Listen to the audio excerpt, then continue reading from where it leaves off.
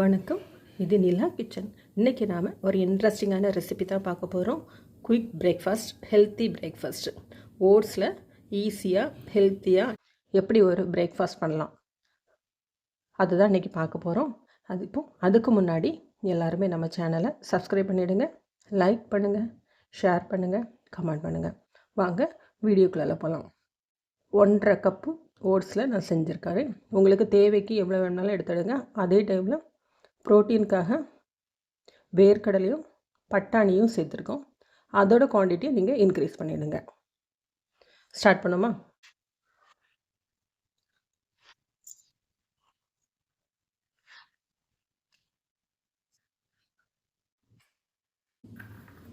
Pan எடுத்துடுங்க. இதில் நான் 2 cup oats சேர்த்துருக்குறேன். ஏதாச்சும் குக்கிங் ஆயில்,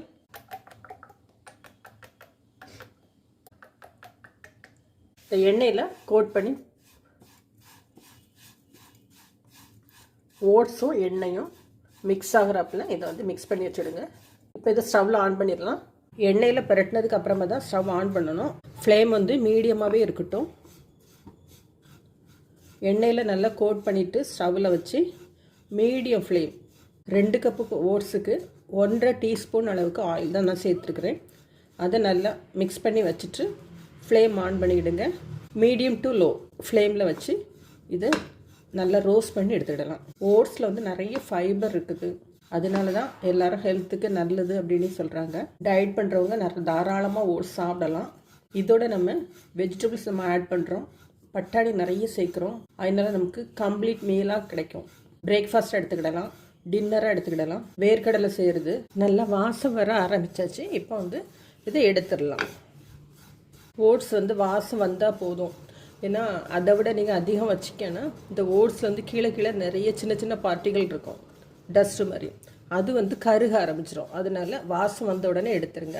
அதுக்காக தான் இளந்தீயாக வச்சு வறுக்க சொன்னது. இப்போ இதை ஒரு பிளேட்டுக்கு ட்ரான்ஸ்ஃபர் பண்ணிடலாம். மறுபடியும் பேன் அடுப்பில் வச்சு ஒரு 1/2 கப் வேர்க்கடலை, 1/2 கப் வேர்க்கடலையும் இப்போ வறுத்து எடுத்துடலாம்.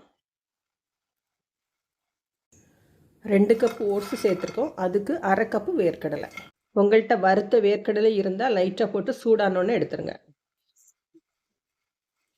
வேர்க்கடலை நல்லா வறுபட்டுச்சு. இப்போ இதுவும் எடுத்துடலாம்.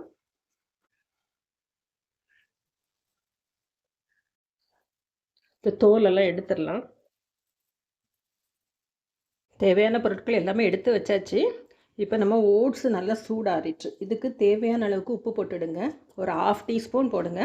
இதில் கொஞ்சம் கொஞ்சமாக தண்ணி விட்டு பெசரி வச்சுடுங்க. புட்டு மாவு பதத்துக்கு உதிரி உதிரியாக பெசரி வச்சுடுங்க.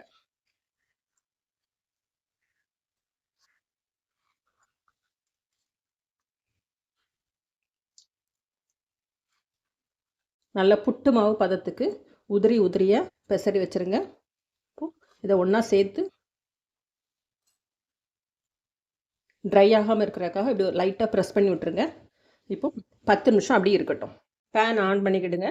2 டீஸ்பூன் அளவுக்கு குக்கிங் ஆயில் ஏதாவது சேர்த்துடுங்க.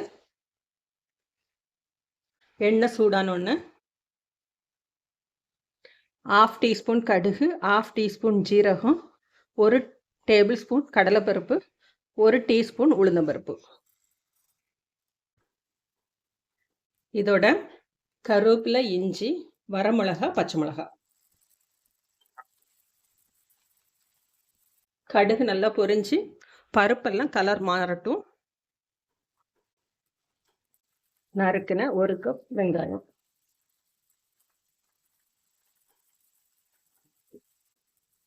ஏற்கனவே நாம் ஓட்ஸுக்கு உப்பு சேர்த்துருக்கோம். இப்போ இந்த வெங்காயம் வதங்கி வர்றதுக்காக கொஞ்சமாக உப்பு சேர்த்துக்கலாம். காரம் உங்களுக்கு தேவைக்கு நீங்கள் போட்டுடுங்க. நான் 2 வரமிளகாயும் 3 பச்சை மிளகாயும் சேர்த்துருக்குறேன்.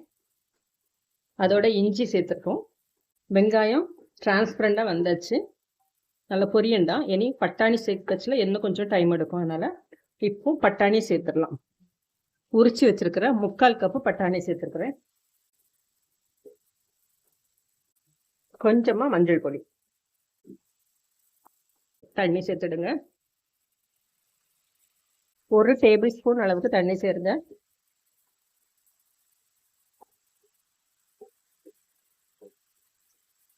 தண்ணி நல்லா வத்திச்சு பாருங்க. இப்போ வேர்க்கடலை, 1/2 கப் வேர்க்கடலை, சச்சரி வச்சிருக்கிற ஓட்ஸு,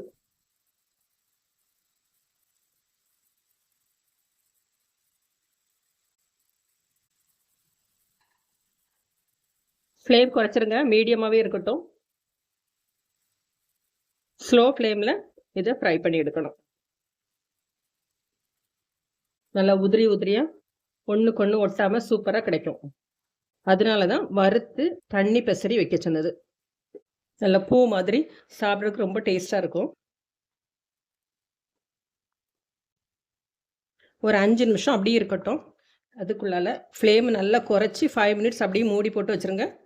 அதுக்கு முன்னாடி இதை நல்லா ப்ரெஸ் பண்ணி கொடுத்துருங்க. நல்லா ப்ரெஸ் பண்ணி விட்டு ஒரு 5 நிமிஷம் ஸ்லோ ஃப்ளேமில் அப்படியே மூடி போட்டுருங்க.